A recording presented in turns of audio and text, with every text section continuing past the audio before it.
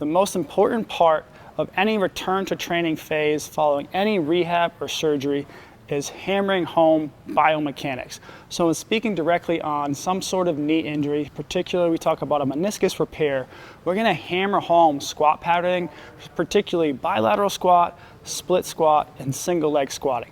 So the first one we're gonna go over is hammering home bilateral squat. So the biggest things to remember when we talk about squatting: head over midfoot. If my head goes forward, that may be an indication I'm fearful of loading a knee. If my head goes forward, I may be shifting my center of mass too far forward. So when we think about going from a sideways view watching a squat, I wanna make sure I'm dropping in a straight line. The cue I'll often use to athletes is, hey, imagine you're a puppet on a string. You should be going straight up and down.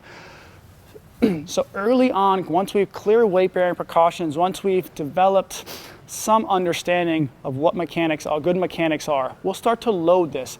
And I'm a huge proponent of utilizing tempo training. So early on, what I want to do is just hammer home mechanics. I want that first phase of getting back onto our feet is just make sure we have good quality before we start adding intensity, before we start adding capacity. So I have a very light kettlebell here. I prefer to use a ramp. A ramp is just a great tool if someone has a stiff or rigid foot, they have a tough time sitting back to keep their center of mass back. It's a great way to utilize to improve biomechanics. So all we're gonna do here is just go for tempo. Now remember, coming off of a meniscus repair, we're mindful of what our closed kinetic chain range of motion is. So from a sideways perspective, notice how I'm not going super low. I'm keeping my center of mass back, my head is over my midfoot, and as I get to this position, this is about as low as I want to get to for a couple months, right? Typically, we don't go anything lower for about 4 to 6 months, somewhere in that range, depending on the type of repair, depending on your surgeon's preferences. So level 1, we're just going tempo. We're just trying to control this action here. I can increase the time under tension of slow 3 up, 3 down. I can add a little pause at the bottom to hold that, challenge that position here. We can even just keep this as an isometric exercise. Go for tempo, go for time here. Can I hold this for 30 seconds? Can I hold it for 60 seconds? Right, just making sure they learn what it's like to own this position. I can push straight up. Common errors you're gonna see, especially on a ramp, you're gonna see center of mass come forward onto their toes. So just make sure we're cueing those reference centers, heel, midfoot, big toe, to make sure we're keeping our center of mass equally through our feet. Second error we might see is as they start to get tired, especially with front-loaded exercise, their back's gonna kick in. So what I like to do is utilize the breath. So as they're going through the exercise, hey, inhale on the way down, exhale on the way up. And just controlling that breath, just make sure they're not staying rigid and stiff, and that exhale is gonna help recruit and fire some obliques and some transverse abdominis. Now, to say you have someone that's having a tough time understanding what 60 degrees of knee flexion is, or you have multiple athletes going at the same time, what you can do is set up a bench or set up a box where you just set them in the position so that way they don't go past that range of motion. So that's just a little correction that you can add if you have someone that you need to teach what that position is and they're having a tough time learning it, or you have multiple athletes at the same time. Now we get to a split squat variation. The way we control range of motion is just raise the floor up. So if I put those pads in between my legs, when I go down into a split squat, because my knee hits the pads now, I'm controlling this front leg knee flexion. Now, truthfully right now, this is still a little bit too much knee flexion. I probably need a couple more pads or maybe several DC blocks to lift this up.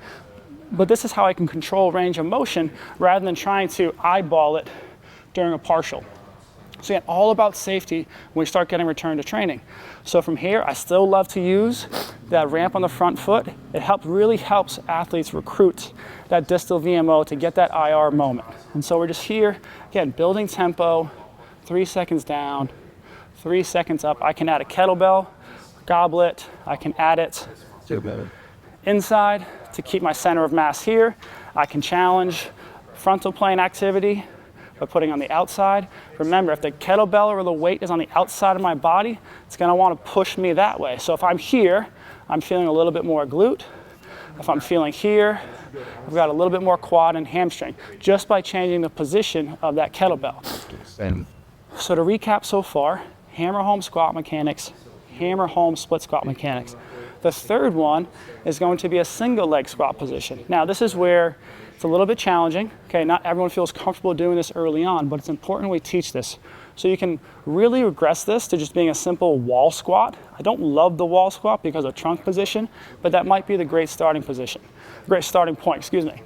What I do prefer to use is some sort of hand support.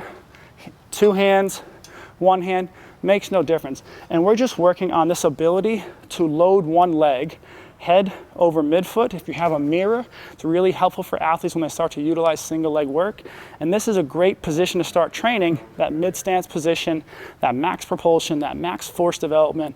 This is where we're gonna be able to drive all that power. So by the things we're focusing on here, head over midfoot. Common areas you're gonna see early on, they're gonna wanna squat and they're gonna do this. My head's gonna go forward. It turns more of a hinge exercise.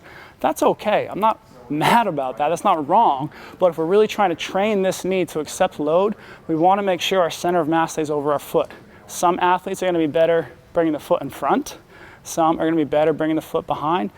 Makes no difference as long as we think about, hey, the principle is head over midfoot. I drop down in the straight line. I push straight back up. Foot contacts stay the same of middle edge and heel. As I come down, I push up. Same variations, isometric tempo.